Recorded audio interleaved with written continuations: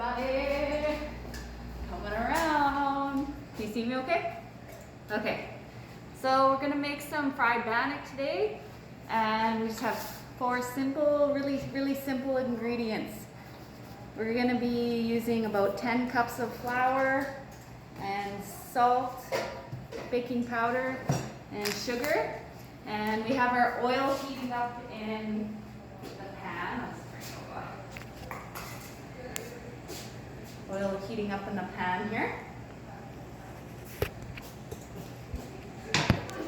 And I usually like to put the temperature around 7, like medium high on this stove, but every stove is always different. So yeah, for about 2 cups of flour, you want to put 1 heaping tablespoon of baking powder, usually. But it depends on the type of flour and it depends on the type of baking powder. This stuff is really touchy, but when you do bannock enough, you will get used to how it feels and what it looks like. Good. Chili. That's good. We're in the health center now. Yeah. Look. We're going to take off my mask. Chili and bannock. I just got to grab a tablespoon. You can grab it. Just one of the video.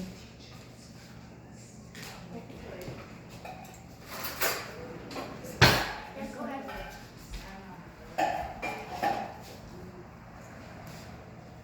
So this is like a heaping tablespoon.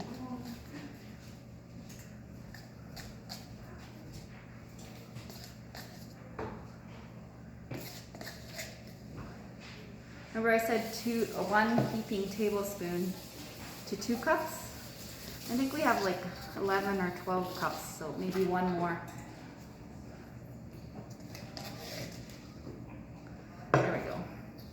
I'm gonna stir it thoroughly.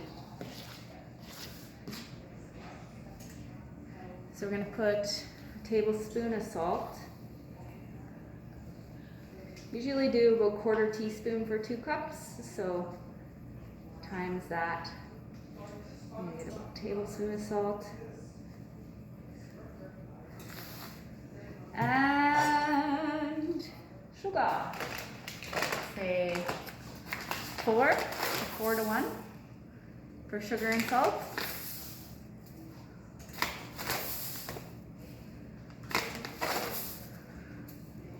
And the sugar makes the bannock brown. Again, you just want to stir that up really good. And if you go to the bush and you want to make bannock, you can put this mixture in like a Ziploc bag. So this has all the ingredients in it, and then just put some oil in a pan on the fire, or else you can add some oil to this with water, and you can make like a baked bannock mixture and then put it on a stick and cook it on the fire. That's lots of fun. But with fried bannock, we don't do. With fried bannock, we don't put oil in. Some people put instant yeast in there. Not for this one. So we're gonna use lukewarm to a little bit warm water. Make a well in the center, like a hole in the center of the bowl. And just grab the water. The water! I should have had it ready.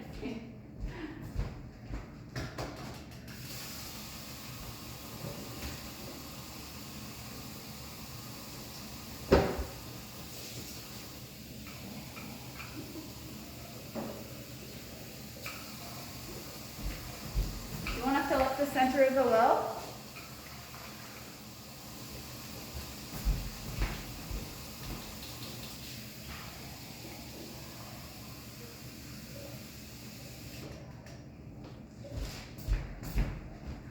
Fill that up, and you can see that baking powder is already working a little bit.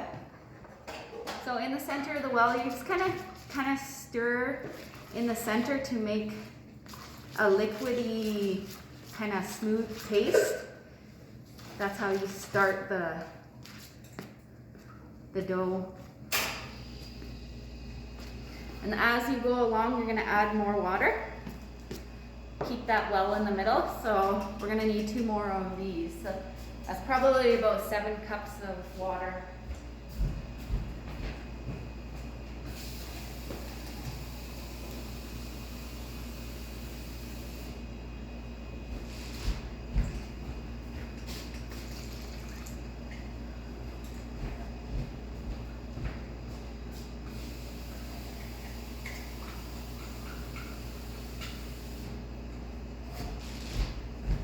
And what I like to do is just kind of like leave this on the side.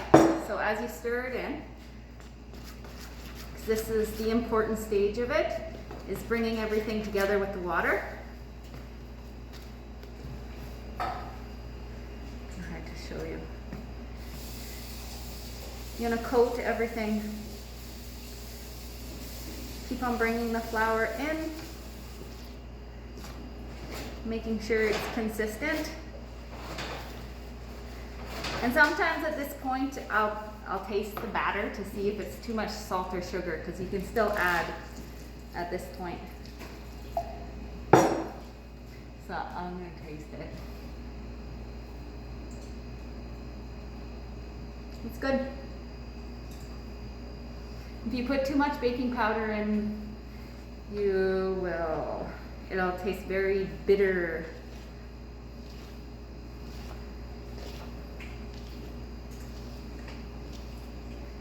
And just like pastry, you're gonna make sure it's all combined. And what I do is like I pour it on the side where it's not moist.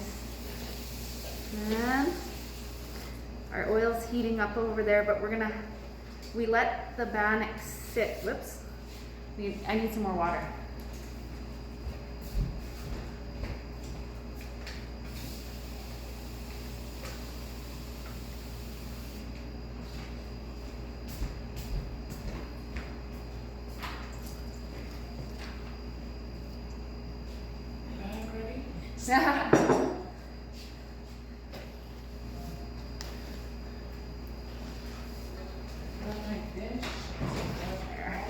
Coming together really good, but you want it moister rather than too dry, because when you have it too dry,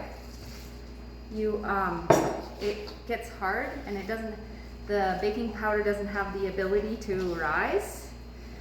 So here we go.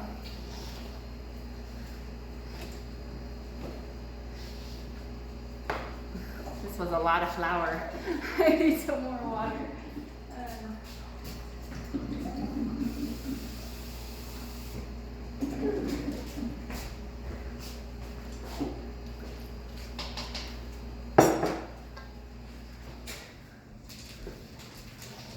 There.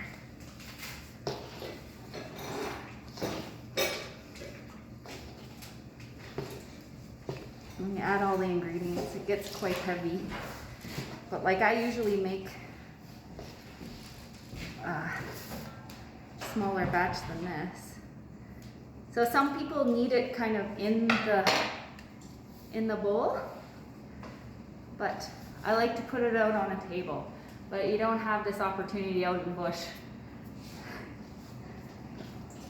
So that can be a problem. I'm just gonna dump that whole dough out onto the table.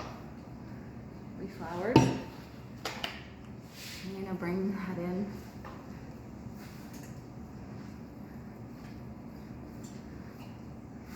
I'll come to the center a little bit more.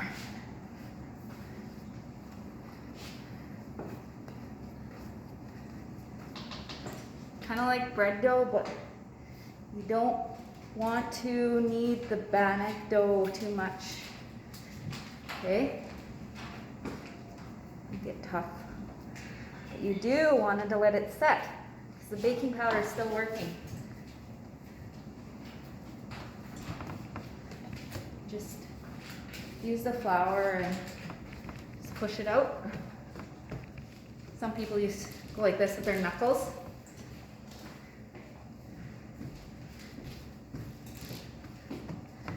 Just keep on pushing it out like this. And let it sit a little bit more. I usually like to let it sit for a good 10 minutes like this. Let it rise up a little bit. And then we put it in the pan. So that's it for now, but I will show you the next video of frying.